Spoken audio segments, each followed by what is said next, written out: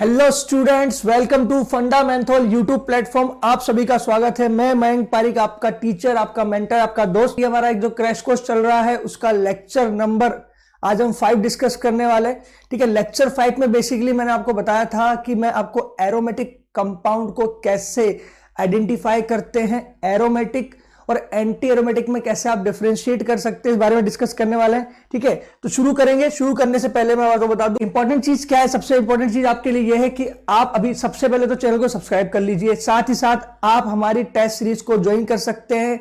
आप हमारी वेबसाइट पर जाइए जिसका लिंक डिस्क्रिप्शन में दिया गया है fundamental.com पे। यहां पर जाकर आप 300 प्लस टेस्ट सीरीज को ज्वाइन कर सकते हैं, जो आपकी प्रिपरेशन में बहुत ही फ्रूटफुल होने वाला है, आपके लिए सप्लीमेंट का काम करेगा। तो जितने भी लोगों ने अभी तक फंडामेंटल के यूट्यूब चैनल को सब्सक्राइब नहीं किया है, जो हमसे कनेक्टेड है, जो हमारी वीडियोस को देख रहे हैं, आप इस चैनल को सब्सक्राइब कर लीजिए ताकि आपको फर्दर जितने भी वीडियोस आने वाले हैं उनके नोटिफिकेशन टाइमली मिलते रहें। सेकंड चीज ये कि आप हमें फॉलो भी कर सकते हैं। आप हमें इंस्टा पे और फेसबुक पर जाके फॉलो कर सकते हैं, जिससे आपको सभी इवेंट जो हमारे चैनल पे होने वाले हैं उनकी डिटेल इंफॉर्मेशन मिलती रहे। हमारा टेलीग्राम चैनल का लिंक भी हमने डिस्क्रिप्शन में दिया हुआ है। ठीक है, अगर आपको कोई भी डाउट है, कोई भी अगर आपको क्वेश्चन है, तो आप हमसे कमेंट सेक्शन में आके पूछ सकते हैं। आप हमें support@fundamental.com पे भी मेल कर सकते हैं, लिख सकते हैं, हम आपको डेफिनेटली आपको रिप्लाई करेंगे। तो आज हमारा टॉपिक जो है मैं आपको बता चुका हूं। आज हमारा टॉपिक है एरोमेटिक कंपाउंड्स, कि कैसे आप आइडेंटिफाई कर सकते हैं एरोमेटिक कंपाउंड को। ओके, चलिए। तो basic understanding of reaction mechanism में आज जो हमारा लेक्चर नंबर 5 है, लेक्चर 5 हमारा है एरोमेटिक कंपाउंड पे। 4 लेक्चर पहले हो चुके हैं जिनकी सीक्वेंस आप देख सकते हैं। सीक्वेंशियल अगर लेक्चर देखोगे तो आपको ज्यादा आसान होगा चीजों को समझना। Aromatic compounds and aromaticity. ठीक है, तो देखिए हमने अभी तक रेजोनेंस को डिस्कस किया। रेजोनेंस अगर पॉसिबल है तो हम एरोमेटिक कंपाउंड के बारे में बात कर सकते हैं। बेसिकली एरोमेटिक कंपाउंड का जो कॉन्सेप्ट आया है वो रेजोनेंस के बाद आया। मतलब किसी भी मॉलिक्यूल में जिसमें रेजोनेंस अवेलेबल है, जिसमें डीलोकलाइजेशन हो रहा है, वहां हम एरोमेटिक कंपाउंड्स की होने की पॉसिबिलिटी को डिस्कस करते हैं। उसकी उस टर्म कंडीशन से जो फुलफिल करता है तो होगा कंपाउंड एरोमेटिक होगा या एंटी एरोमेटिक होगा। एक साइंटिस्ट थे हकल ने अपनी अकल लगाकर अपने मेथड से ये डिस्क्राइब किया कि एरोमेटिक कंपाउंड को आप कैसे समझ सकते हैं। तो ये कंप्लीट एक्सपेरिमेंटल है। ठीक है, पूरा मैथमेटिकल डेरिवेशन है, तो इसमें कहीं से कहीं तक कुछ गलत होने के चांसेस नहीं है। एरोमेटिक कंपाउंड को क्लासिफाई कैसे किया गया है सबसे पहले समझ लेते हैं। जनरल क्लासिफिकेशन है कि होमोसाइक्लिक होंगे या हेट्रोसाइक्लिक होंगे। होमोसाइक्लिक जिसमें सिर्फ और सिर्फ क्या है, कार्बन आए, सिर्फ और सिर्फ क्या आए, कार्बन आए। कार्बन के केस में या तो बेंजीनोइड स्ट्रक्चर होगा या नॉन बेंजीनोइड होगा। ठीक है, बेंजीनोइड मतलब जिसमें बेंजीन वाले स्ट्रक्चर प्रेजेंट हो, वो बेंजीनोइड में कंसीडर होगा। बेंजीन हो सकता है, नेफ्थलीन हो सकता है, एंथ्रासीन हो सकता है, फिनेंथ्रीन हो सकता है। ठीक है, ऐसे स्ट्रक्चर बेसिकली किसमें, बेंजीनोइड एरोमेटिक कंपाउंड्स में कंसीडर होते हैं। नॉन बेंजीनोइड भी यहां जो होमोसाइक्लिक का पार्ट में नॉन बेंजीनोइड है, इसका मतलब यहां होंगे तो सिर्फ कार्बन, क्योंकि हमने बोला होमोसाइक्लिक। ठीक है, होंगे सिर्फ कार्बन, लेकिन डिफरेंस क्या है कि नॉन बेंजीनोइड के अंदर यहां पर कोई बेंजीन स्ट्रक्चर नहीं आता, बेंजीन स्ट्रक्चर नहीं आता। फिर बात करते हैं हम हेट्रोसाइक्लिक कंपाउंड्स में। हेट्रोसाइक्लिक में देखिए जैसे पिरिडीन हुआ, पायरोल हुआ, फ्यूरेन है, थायोफीन्स है, ये सब स्ट्रक्चर में आपको एक फॉरेन एटम मिलेगा जो कार्बन और हाइड्रोजन के अलावा कुछ और है। नाइट्रोजन है, नाइट्रोजन दिया है, ऑक्सीजन है, सल्फर है, फॉस्फोरस भी हो सकता था। तो ऐसे एलिमेंट की प्रेजेंस में स्ट्रक्चर हेट्रोसाइक्लिक कैटेगरी में चला जाता है। हेट्रोसाइक्लिक में चीज ध्यान रखिएगा, फॉरेन एटम रिंग के अंदर आना चाहिए। क्या आना चाहिए, रिंग के अंदर आना चाहिए। ऐसा नहीं है कि आप रिंग के बाहर कोई एटम है और रिंग में सारे के सारे कार्बन है और तब भी आप उसको हेट्रोसाइक्लिक बोल रहे हो। फॉर एग्जाम्पल बाहर लगा है OH, ये हेट्रोसाइक्लिक नहीं है, ये फिनॉल है, हेट्रोसाइक्लिक नहीं है, क्योंकि रिंग में क्या है, सिर्फ कार्बन है, तो उसे हेट्रोसाइक्लिक नहीं बोले। तो ये है basic classification of aromatic compounds. Homocyclic, heterocyclic, right में दिया है बेंजीनोइड, उसके बाद दिया है नॉन बेंजीनोइड कंपाउंड्स जिनमें कार्बन तो है लेकिन बेंजीन वाले स्ट्रक्चर प्रेजेंट नहीं है। हेट्रोसाइक्लिक में रिंग में एक हेट्रो एटम आना चाहिए एक्सेप्ट कार्बन, उसे बोलते हैं हेट्रोसाइक्लिक। ओके, चलिए फिर हकल ने अपनी अकल लगाकर एक रूल निकाला, उसे हम हकल रूल कहते हैं। हकल रूल के बेसिस पर हम ये आइडेंटिफाई कर सकते हैं कि गिवन कंपाउंड एरोमेटिक होगा या एंटी एरोमेटिक होगा या नॉन एरोमेटिक होगा। बेसिकली हम ये बोल देते हैं कि हकल ने एरोमेटिक और एंटी एरोमेटिक को डिफाइन किया, और इन दोनों की जो कैटेगरी में नहीं आ रहा, वो बेसिकली किस में चला गया, वो चला गया नॉन एरोमेटिक कंपाउंड्स में। तो except aromatic and anti aromatic, remaining compounds are non aromatic compounds. कैसे डिस्कस करेंगे, देखिए हकल के कुछ बेसिक उसकी कैटेगरी थी, कुछ बेसिक उसके फंडा थे कि जो इंपॉर्टेंट, मतलब वो जो एप्लीकेबिलिटी के अंदर सबसे पहले हम कंसीडर करना है क्या। सबसे पहली बात तो कि रिंग होना चाहिए, रिंग होना जरूरी है। रिंग भी कैसी हो, मोनोसाइक्लिक हो, मतलब एक रिंग की बात करिए। अब देखो कई बार डाउट आता है कि सर आपने, ध्यान से देखिएगा, अभी आपने बोला ये कंपाउंड एरोमेटिक है, ये वाला भी एरोमेटिक है, लेकिन यहां तो तीन रिंग दिख रही है, हमें बिल्कुल दिख रही है। एक टर्म होता है जिसको बोलते हैं पेरीफेरियल रेजोनेंस, जो पेरीफेरी पे चलता है, ठीक है। उसके बेसिस पर आप देखेंगे तो आपको सिर्फ एक रिंग में ही दिखेगा, बीच वाली रिंग को हम कंसीडर नहीं कर रहे। तो ये पेरीफेरी पे चल रहा है रेजोनेंस, इसलिए इसको पेरीफेरल बोल रहे हैं, इसलिए यहां पर हकल रूल एप्लीकेबल है, ठीक है। तो ध्यान से सुनिएगा, हकल rule is concerned with the compound containing one planar ring in which each atom has p orbital होगा तो कॉन्जुगेशन होगा, कॉन्जुगेशन मतलब रेजोनेंस है, और रेजोनेंस होगा उस कंडीशन में हम बात कर सकते हैं कि एरोमेटिक है या एरोमेटिक नहीं है। One planar monocyclic ring with 2, 6, 10, 14, इस कॉम्बिनेशन में अगर डीलोकलाइज इलेक्ट्रॉन्स प्रेजेंट है तो वो एरोमेटिक है। 2, 6, 10, 14 ऐसे डीलोकलाइज इलेक्ट्रॉन्स अगर प्रेजेंट है तो वो एरोमेटिक कैटेगरी में आता है, ठीक है। एरोमेटिसिटी की कंडीशन को फिर उसने डिवाइड किया, मतलब उन्होंने ही कहा कि 2-3 चीजें जो इंपॉर्टेंट है वो तो आपको देखनी ही देखनी है। उसके बाद ये मैथमेटिकल कैलकुलेशन के बेसिस पर आप बोल सकते हो कि एरोमेटिक है या एंटी है। पहली बात तो क्या, सबसे इंपॉर्टेंट, आपका मॉलिक्यूल प्लेनर होना चाहिए। कैसा होना चाहिए, प्लेनर होना चाहिए। पहली बात तो प्लेनर होना चाहिए। उसके बाद पूरी रिंग में डीलोकलाइजेशन होना चाहिए, कंप्लीटली डीलोकलाइज रिंग होनी चाहिए। प्लेनर कंप्लीट डीलोकलाइज रिंग अगर है तो 2 कंडीशन होगी, उसमें नंबर ऑफ पाई इलेक्ट्रॉन या तो 4n+2 को सेटिस्फाई करेंगे या 4n को सेटिस्फाई करेंगे, ठीक है। लेट्स सपोज n का वैल्यू 0 रखा, 0 रखते हैं हमारे पास यहां पर 2 इलेक्ट्रॉन आ गए। n का वैल्यू रखा हमने 1, 4 × 1 4 + 2 यानी 6 आ गया। n का वैल्यू रखा हमने 2, 4 × 2 करा 8 आया, +2 करा तो 10 आ गया, ठीक है। 4 मल्टीप्लाई हमने किया इसके अंदर 3, तो कितना हो 4 3 होगा 12 +2 मतलब 14 इलेक्ट्रॉन एंड सो ऑन। ये कैलकुलेशन के अकॉर्डिंग आपका कंपाउंड एरोमेटिक होगा। मतलब आपको पहले देखना है मोनोसाइक्लिक, फिर आपको देखना है प्लेनर, कंप्लीटली डीलोकलाइज, फिर आप बोलोगे एरोमेटिक। अगर 4n+2 पाई इलेक्ट्रॉन को सेटिस्फाई करता है तो एरोमेटिक, अगर 4n पाई इलेक्ट्रॉन को करता है सेटिस्फाई तो एंटी एरोमेटिक, इन दोनों को नहीं कर पा रहा तो नॉन एरोमेटिक। समझ में आता है? चलिए अप्लाई करके देखते हैं। अप्लाई करने से पहले एक छोटा सा फैक्टर आता है स्टेबिलिटी का, वो उसको याद रखना जरूरी है, ठीक है। मैं आपको छोटा सा एग्जांपल देता हूं और आपको फिर डिफरेंस बताऊंगा कि स्टेबिलिटी में पीछे आगे क्यों रखा गया है, ठीक है। ध्यान से देखिएगा, ऑर्डर है सबसे पहले एरोमेटिक स्टेबिलिटी में, फिर नॉन एरोमेटिक, सबसे लास्ट में एंटी एरोमेटिक। ध्यान से सुनिएगा, सबसे पहले एरोमेटिक, फिर नॉन एरोमेटिक, फिर एंटी एरोमेटिक। ये स्टेबिलिटी का ऑर्डर है। क्या है? ये स्टेबिलिटी का ऑर्डर है। अब कैसे आया, ध्यान से सुनिएगा। एरोमेटिक कंपाउंड की खास बात है कि ये डायमैग्नेटिक होते हैं। कैसे होते हैं? डायमैग्नेटिक होते हैं। ठीक है, एंटी एरोमेटिक कैसे होते हैं? ये पैरा मैग्नेटिक होते हैं।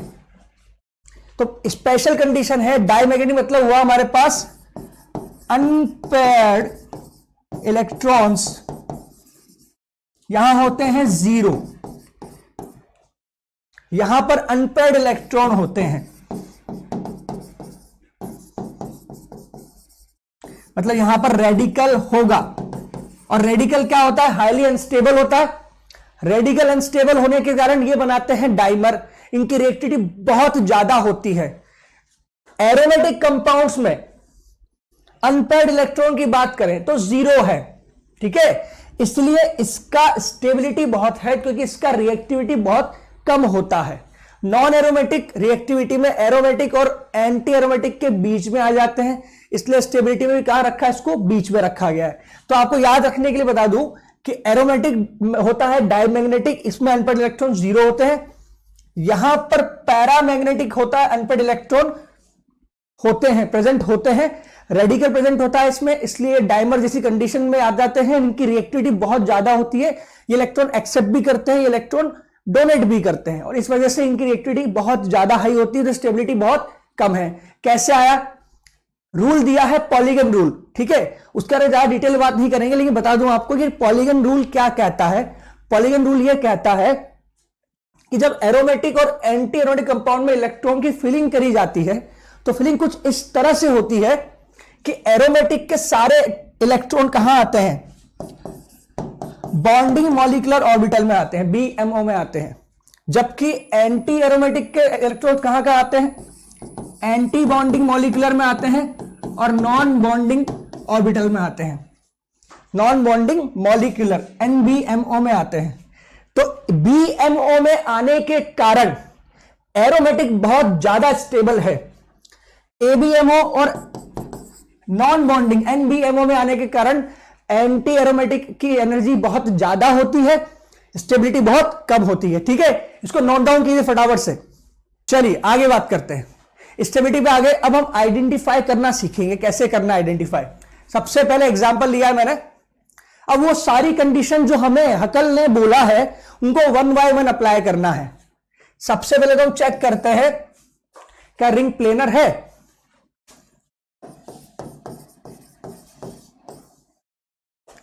sp2 कार्बन, sp2 कार्बन, इससे लगा ये एटम अपने आप किसमें होगा? इन दोनों के प्लेन में, तो रिंग प्लेनर तो है। नंबर 2 पर सिंगल रिंग है, मतलब क्या है? मोनोसाइक्लिक है, बिल्कुल सही बात है। तो पहली 2 कंडीशन तो सेटिस्फाई हो गई। Number 3 condition, completely delocalised. Check करें, sp3 कार्बन आ गया ना, तो रेजोनेंस रुक गया यहां पर। ये पाई इलेक्ट्रॉन अब कैसा है? लोकलाइज्ड है, नॉट इन रेजोनेंस, रेजोनेंस में नहीं आएगा। और रेजोनेंस में नहीं आएगा इसका मतलब इस कंपाउंड के लिए क्या बोल सकते हो आप? हकल रूल इस पे एप्लीकेबल नहीं है। एप्लीकेबल नहीं है तो ना तो ये एरोमेटिक है ना एंटी एरोमेटिक है। ये क्या होगा? ये होगा नॉन एरोमेटिक। समझ में आया क्या? चलिए अगला एग्जांपल, प्लस दिया है, पाई बॉन्ड दिया है। पहली कंडीशन, सबसे पहली planar. Number 2 condition monocyclic. Number 3 condition pi bond है, प्लस है, प्लस है। अगर इसका आप स्ट्रक्चर बना के देखते हैं तो आपको समझ में आ जाएगा। एक बार पाई बॉन्ड यहां पे आएगा रेजोनेंस करके, और एक बार अगर इधर जाता है तो पाई बॉन्ड यहां आ जाएगा, प्लस यहां आ जाएगा। 3 RS बन रहे हैं, कंप्लीटली डीलोकलाइज्ड है। इसका अगर आप बनाते हैं हाइब्रिड तो आपको यहां यहां यहां यहां यहां हर जगह डेल्टा पॉजिटिव मिलेगा। टोटल चार्ज रहेगा प्लस का 1, मतलब ये स्ट्रक्चर कंप्लीटली क्या है, डीलोकलाइज है।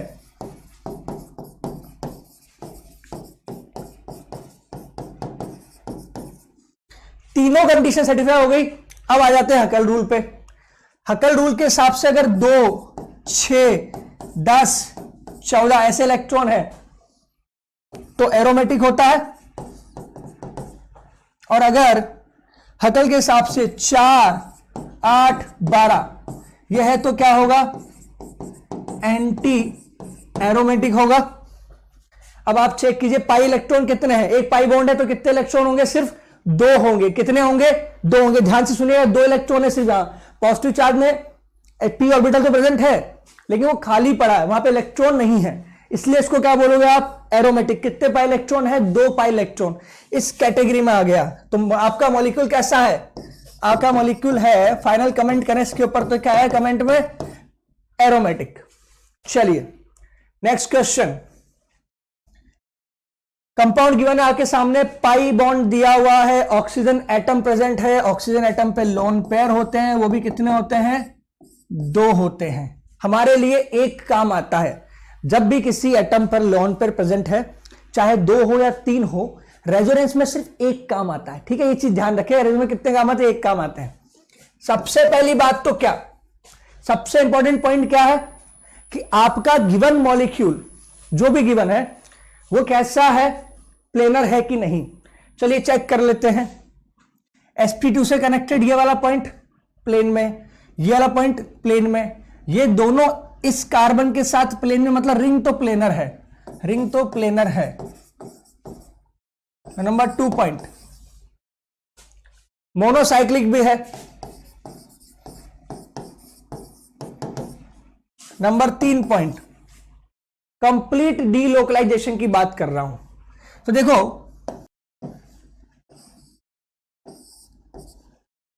ये यहां और ये यहां जाएगा, ठीक है, लेकिन ये वाला जो कार्बन है sp3, ये क्या है, नॉट इन रेजोनेंस, ये रेजोनेंस में नहीं है। इस वजह से आप बोल सकते हो कि ये वाला कंप्लीट डी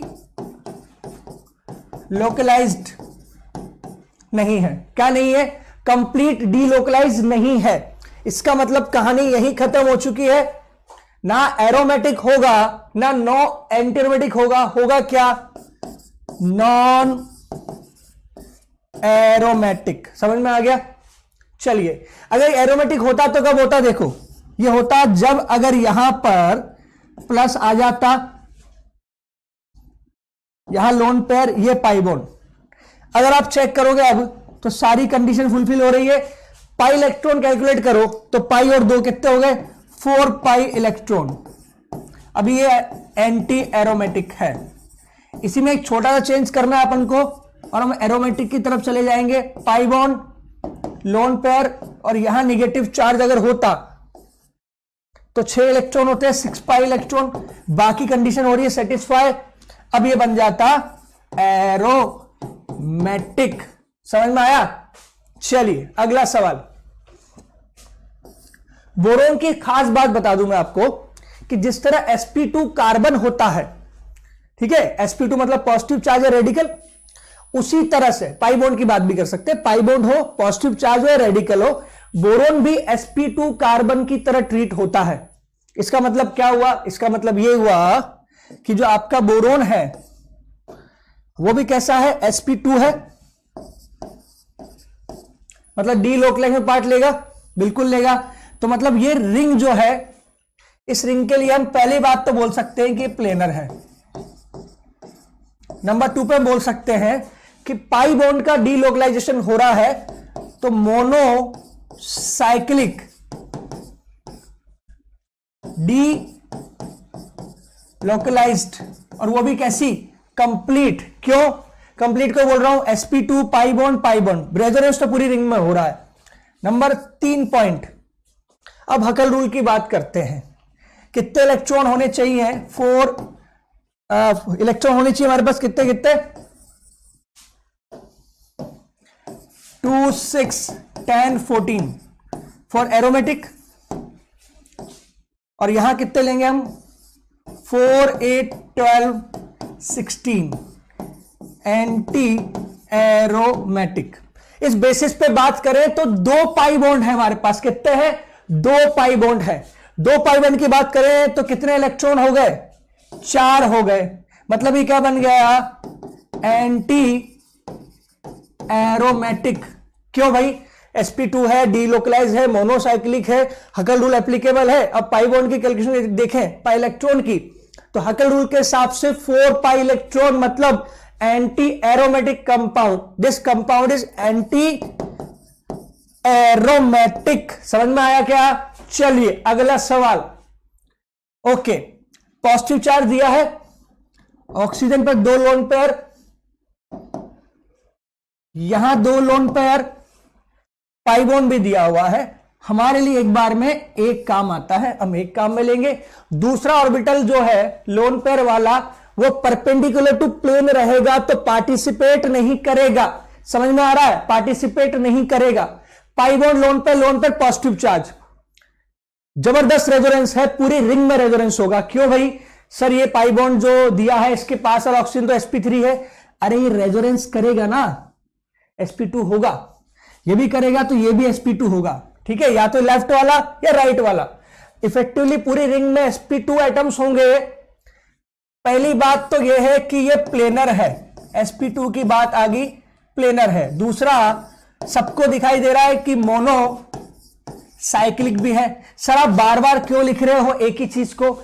लिखने से क्या होता है अंडरस्टैंडिंग क्लियर होती है। ठीक है, जो छोटी छोटी गलतियां आप कर देते हो ना एंटी एरोमेटिक को देखने में, या कभी कभी गलती से जहां पर एप्लीकेशन है ही नहीं हकल रूल की वहां भी लगा के छोड़ देते हो। क्यों? क्योंकि आप इस तरह से कैलकुलेट नहीं करते माइंड में। तो जब लिखना की जरूरत ना पड़े, दिमाग में ये पॉइंट आने लगे, तब आप कर सकते हो। इनिशियल अगर फेज है आपका तो planar monocyclic completely delocalise.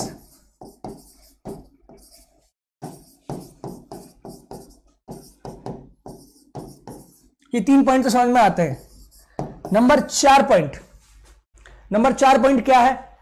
Pi electron calculate करते हैं, कितने रेजोनेंस में पार्टिसिपेट कर रहे हैं। एक पाई बॉन्ड और 2 लोन पेयर, यानी कि 6 पाई इलेक्ट्रॉन। और ये इंडिकेट करता है किसको?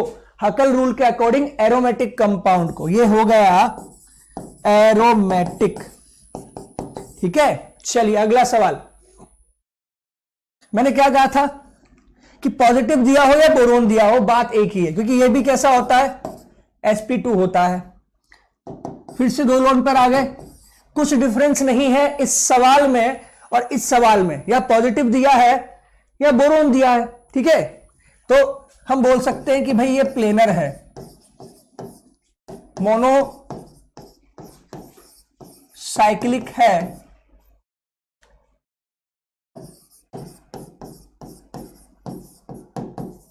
डीलोकलाइज्ड भी है। तो 3 चीजें तो फिक्स हो गई। ठीक है, इसके बाद क्या आता है 6 पाई इलेक्ट्रॉन मतलब कि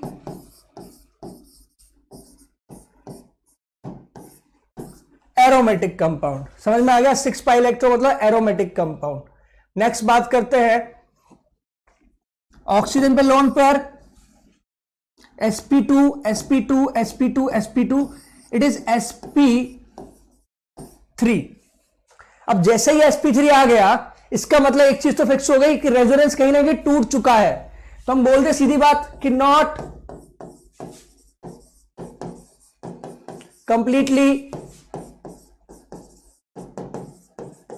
डीलोकलाइज्ड। अब जब कंप्लीटली डीलोकलाइज ही नहीं है तो किसकी बात करोगे? नॉन एरोमेटिक कंपाउंड की बात होगी। और यही कमेंट होगा कंपाउंड के ऊपर, it is non aromatic compound. Simple सा हिसाब है कि रिंग में हमारे पास कंप्लीट डीलोकलाइजेशन नहीं है, sp3 कार्बन है। ठीक है, और p ऑर्बिटल हमारे पास अवेलेबल नहीं है रेजोनेंस करने के लिए, तो रेजोनेंस होगा ही नहीं। तो फिर बात कैसे आगे बढ़ेगी? और जब बात आगे नहीं बढ़ेगी तो बात कैसे निकल के आएगी? समझ में आ रहा है ना? क्योंकि रिजल्ट निकल के आने के लिए हमें बेसिकली यहां क्या चाहिए? sp3 कार्बन नहीं होना चाहिए, sp2 होना चाहिए, p ऑर्बिटल अवेलेबल होना चाहिए जो नहीं है। ओके, अगला सवाल। लोन पेयर यहां दिया है डेल्टा पॉजिटिव, ठीक है। रेजोनेंस करके अगर देखोगे ना तो लोन पेयर जाता है CO की तरफ, जैसा कि मैंने आपको प्रीवियस लेक्चर में रेजोनेंस के अंदर समझाया था। उम्मीद करता हूं वो लेक्चर आपने देख लिया होगा, नहीं देखा है तो लेक्चर जरूर देख लेना। इसी सीरीज में चल रहा है सीक्वेंस में, इनके पहले के लेक्चर में। ये दोनों एक ही तो है, यहां नहीं दिखता है ना, तो आप यहां देखो। यहां आपको दोनों समझ में आ रहा होगा कि एक हेट्रोसाइक्लिक कंपाउंड दिया हुआ है, जिसमें यहां पर आपको पाई बॉन्ड दिख रहे होंगे, कितने, 1 2 3 पॉजिटिव चार्ज के साथ एक लोन पेयर भी है, लेकिन वो हमारे काम का नहीं है क्योंकि ऑलरेडी वो इस प्लेन के परपेंडिकुलर है। एक लोन पेयर एक बार में काम आता है, वही काउंट होता है जो काम आता है, मतलब जो रेजोनेंस में इन्वॉल्व है उन्हीं को कैलकुलेट करते हैं। तो 3 पाई बॉन्ड मतलब 6 पाई इलेक्ट्रॉन अवेलेबल है। और भैया ये हो गया एरोमेटिक, क्योंकि मोनोसाइक्लिक है, प्लेनर है, कंप्लीट डीलोकलाइज्ड है, तो एरोमेटिक तो होगा ही होगा। चलिए आगे बात करते हैं। फिर से एक ऑक्सीजन पे लोन पेयर, पाई बॉन्ड और ये डेल्टा पॉजिटिव डेल्टा नेगेटिव, मतलब ये वाला आइटम जो है ये तो sp2 है, sp2 और ये भी रेजोनेंस करने के बाद sp2 में होगा, मतलब ये घूम के इधर, ये घूम के इधर, ये ऊपर की तरफ। चाहो तो स्ट्रक्चर भी बना सकते हैं, इस तरह से बनेगा। ये दोनों एक दूसरे के RSC तो है, ठीक है। RS है तो इसमें कैलकुलेट करोगे तो आपको समझ में आ जाएगा भैया ये तो monocyclic planar completely conjugated ring है, जिसमें 6 पाई इलेक्ट्रॉन आ रहे हैं, तो ये तो एरोमेटिक ही होगा। अगला सवाल, नाइट्रोजन पे लोन पेयर, फिर से वही केस आ गया जैसा ऑक्सीजन पे था। ये sp2 है, पाई पाई पाई पाई पाई का हिसाब हो रहा है यहां पे बिल्कुल। तो मोनोसाइक्लिक प्लेनर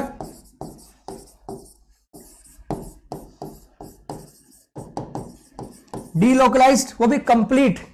इन तीनों के होने के बाद हकल का रूल लगाया, हकल ने लगाई अपनी अक्ल, वो बोला भाई पाई इलेक्ट्रॉन कितने हैं, कि भाई इस पाई बॉन्ड को कैलकुलेट मत कर लेना, ठीक है, क्योंकि वो रेजोनेंस में पार्ट थोड़ी ले रहा है, ले तो ये लोन पेयर रहा है, ये दोनों पाई बॉन्ड रहे हैं। इसका मतलब ये हुआ कि 6 पाई इलेक्ट्रॉन है, कंपाउंड हो गया एरोमेटिक, ठीक है। चलिए अगला सवाल, इसने तो यहां पे हमारा काम बहुत ही आसान कर दिया। प्लस चार्ज दिया है, ध्यान से देखना,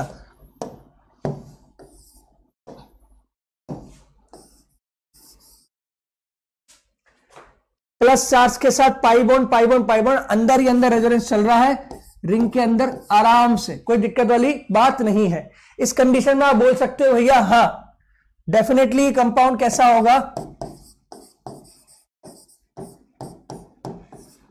एरोमेटिक। कैसे पता भाई, कैसे पता, 6 पाई इलेक्ट्रॉन है यहां पर। इस कंपाउंड के अंदर बात करते हैं, बीच वाला sp3 है, नो डाउट बीच वाला sp3 है, लेकिन उसका कोई रोल नहीं है क्योंकि रेजोनेंस सिर्फ पेरीफेरी पर चल रहा है, इट्स पेरीफेरियल रेजोनेंस।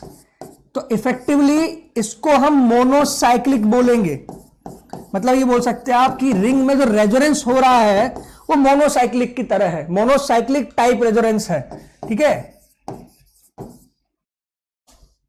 पेरीफेरी पर रेजोनेंस हो रहा है, पाई इलेक्ट्रॉन कैलकुलेट करो, पाई पाई पाई पाई पाई 5 पाई बॉन्ड 10 पाई इलेक्ट्रॉन, कितने 10 पाई इलेक्ट्रॉन। और 10 पाई किसमें आता है, 2 6 10 14, मतलब आता किसके अंदर है, एरोमेटिक में। तो मोनोसाइक्लिक रिंग दिखने में नहीं है, लेकिन इफेक्टिवली बीच वाला जो sp3 कार्बन है वो इन सारे एटम से कनेक्टेड है, और सारे एटम sp2 है। तो जब सबका नेचर एक जैसा है तो उसको प्लेन में रहना ही पड़ेगा, कोई ऑप्शन नहीं है इसके पास, और प्लेन में है, और प्लस इस पर रेजोनेंस में इसका पार्टिसिपेशन नहीं है, रेजोनेंस पेरीफेरी पर चल रहा है, इसलिए हमारा आंसर क्या होगा, एरोमेटिक। बोरोन आ गया, ट्रिपोलियम आयन जैसा कुछ बन रहा है, ठीक है, आपने इसको शायद कभी ना कभी देखा होगा, इस तरह से बना होता है प्लस के साथ, ठीक है। ये कंपाउंड जो है पाई पाई पाई रेजोनेंस में है, क्योंकि सारे के सारे sp2 है, ये भी sp2 है, मोनोसाइक्लिक है,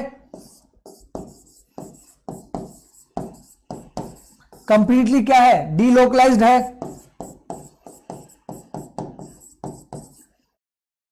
कंप्लीट डीलोकलाइज है, मोनोसाइक्लिक है, पाई इलेक्ट्रॉन हमारे पास 6 पाई इलेक्ट्रॉन्स हमारे पास प्रेजेंट है, तो हम इसको बोलेंगे एरोमेटिक, जैसे कि हम इसे कहते हैं। और ये सिर्फ एरोमेटिक नहीं होते, दे आर इंपॉर्टेंट एरोमेटिक। क्यों? क्योंकि इनमें चार्ज आ रहा है, क्वाजी एरोमेटिक कंपाउंड्स है ना ये, इनमें चार्ज के कारण, इसकी बात कर रहा हूं मैं, पॉजिटिव चार्ज जहां दिया हुआ है। अगला, ऑक्सीजन का लोन पेयर, एक पाई बॉन्ड, दूसरा pi bond, mono cyclic planar,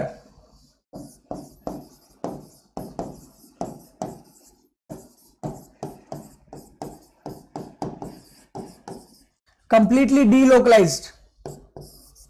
हकल ने कहा भैया कि पाई पाई पाई मतलब 6 पाई इलेक्ट्रॉन, क्या कहोगे इसको, क्या कहोगे, एरोमेटिक कहेंगे, ठीक है। अगला सवाल, फिर से भैया आ गया केस, sp2 कार्बन ही तो है, ठीक है। और ये कंपाउंड, इसको चाहो तो आप ऐसे समझ सकते हो कि पाई पाई ऊपर माइनस नीचे प्लस, ये दोनों में कोई खास अंतर नहीं है, एक ही है, आरएस की बात करें तो, ठीक है। तो इसमें देख कर सकते हो आप, ट्रिपल आयन की तरह आ रहा है, पाई इलेक्ट्रॉन कितने हैं, 6 है, मोनोसाइक्लिक है, पूरा एटम कैसा है, प्लेनर है, पी ऑर्बिटल अवेलेबल है, रेजोनेंस होगा, मतलब इसको हम एरोमेटिक में कैलकुलेट करेंगे। sp2 डबल बॉन्ड जो है वो एरोमेटिक में कैलकुलेट हो रहा है, क्योंकि बेसिकली रेजोनेंस में ही ऊपर ही जाने वाला है, तो ऐसा और ऐसा स्ट्रक्चर दोनों सेम है आरएस के हिसाब से, ठीक है। तो ये तो कैलकुलेशन वाला पार्ट आ गया। फिर इसके बाद इंपॉर्टेंट पॉइंट्स आता है कि एंटी एरोमेटिक कंपाउंड की कुछ प्रॉपर्टीज होती है जिनको हम स्टडी करते हैं और उससे कुछ क्वेश्चन भी बनते हैं।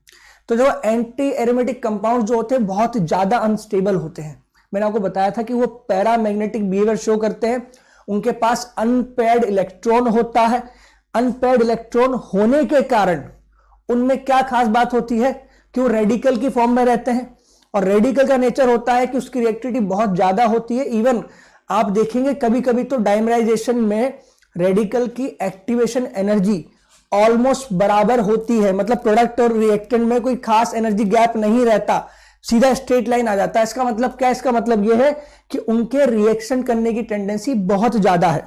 तो जो पहला स्टेटमेंट है उसको पढ़ता हूं मैं, anti aromatic compound dimerise at room temperature so that it can convert into non aromatic. अब सबको पता है कि दुनिया में कोई अनस्टेबल बनना नहीं चाहता, सबको चाहिए स्टेबिलिटी।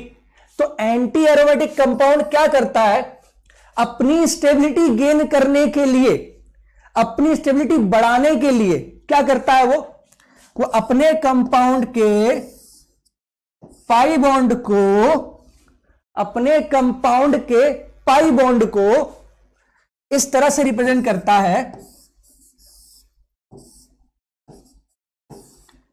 कि ये bond basically unpaired electron contain कर रहा है। अब सॉल्यूशन में ऐसा ही दूसरा भी कंपाउंड होगा जिसके पास भी अनपेयर्ड इलेक्ट्रॉन होंगे। अब जो अभी एंटी एरोमेटिक है वो कंपाउंड बेसिकली जुड़ने के बाद इन दोनों के बीच में एक प्रोसेस होगा जिसको हम बोलते हैं डाइमराइजेशन। डाइमर बनाता है, क्या बनाता है, डाइमर फॉर्मेशन करता है।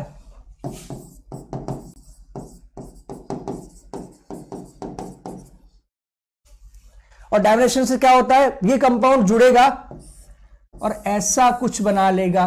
कैसा कुछ बना लेगा, ऐसा कुछ बना लेगा, यहां पाई बॉन्ड, यहां पाई बॉन्ड। अब ये कंपाउंड बन चुका है नॉन एरोमेटिक, और ऐसे कंपाउंड जो कि एंटी एरोमेटिक था अब वो चला गया नॉन एरोमेटिक में। आफ्टर डाइमराइजेशन स्टेबिलिटी क्या होगी, बढ़ गई। ये फायदा हुआ है डाइमराइजेशन का, इसलिए एंटी एरोमेटिक कंपाउंड क्या बनाते हैं, डाइमर बनाते हैं रूम टेम्परेचर पर। यह पहला केस हुआ। फिर लिखा है कि anti aromatic compounds easily react with sodium, potassium, aluminium like active metals. क्या मतलब है इसका, ध्यान से सुनिएगा। जिस कंपाउंड से आप डील कर रहे हो,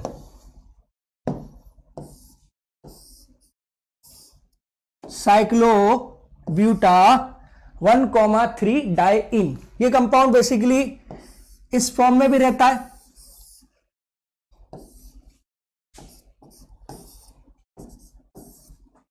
इसकी रिएक्शन आपने कराई अगर सोडियम मेटल से तो 2Na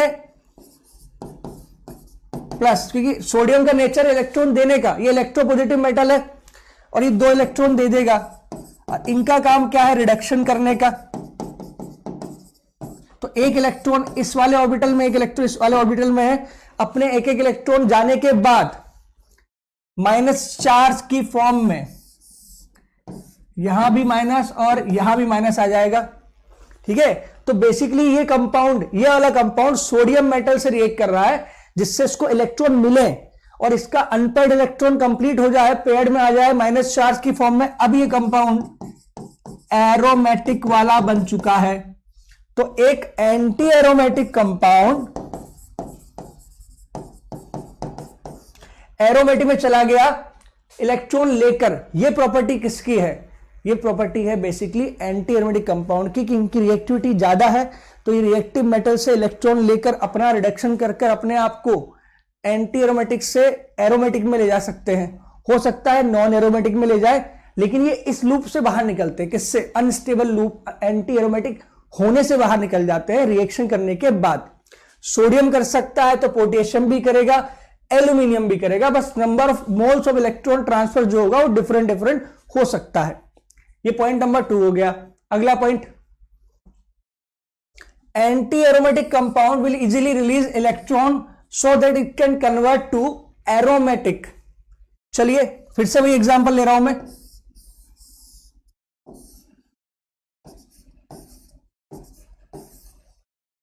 ठीक है,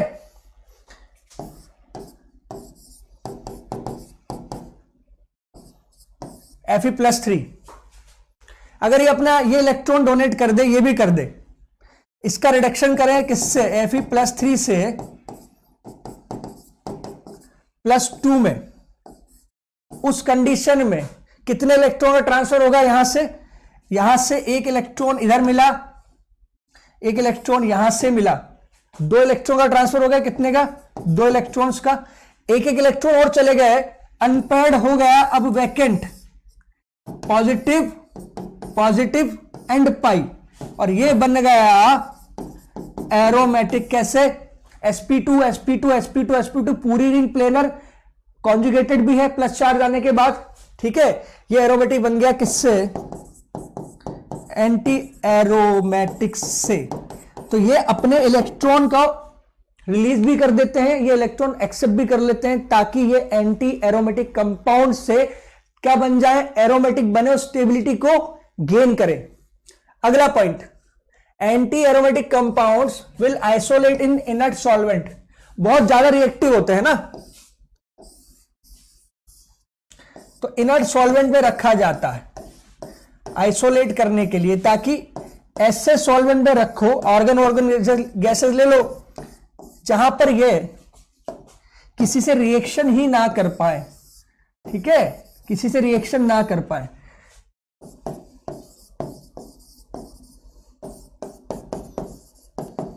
N2 ले लो, N2 गैस भी बहुत ज्यादा क्या होती है, बहुत ही ज्यादा स्टेबल है, रिएक्शन बहुत स्टेबल होती है, तो इसकी रिएक्टिविटी क्या है, बहुत कम है। 3 बॉन्ड है भाई N2 में। ठीक है, स्टेबल है, तो ऐसे सॉल्वेंट में रखा जाता है जिसमें रिएक्टिविटी बहुत कम हो, ताकि इनकी रिएक्शन ना हो पाए इनको, क्योंकि ये बदमाश है, बदमाशी करेंगे, या तो इलेक्ट्रॉन लेंगे या दे देंगे। इनको रिएक्शन करने की आदत पड़ी हुई है, इनको रिएक्शन करने ही नहीं दिया जाता, इनको रखते हैं आइसोलेट ऐसे सॉल्वेंट में जो इनर्ट नेचर के होते हैं। अगला, aromatic compound will isolate at 4 kelvin. Aromatic बनाते हैं डाइमर, डाइमर ना बने और उनको अगर आइसोलेट करना है, अलग करना है, क्योंकि देखो जो रिएक्टिव है ना वो कभी अकेला नहीं रहता, वो झुंड में रहता है, रिएक्शन करके रहता है। तो ऐसा टेम्परेचर आपको रखना पड़ता है जहां पर इसको आइसोलेट कर पाए 4 केल्विन टेम्परेचर पर। 273 केल्विन पर आप जीरो लेके चलते हैं।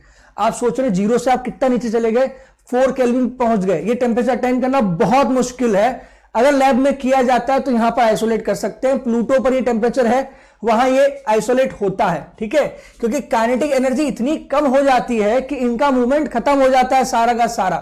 किसका? एंटी कंपाउंड्स का। काइनेटिक एनर्जी बहुत लो होने के कारण we can isolate anti aromatic compound at 4 kelvin temperature only.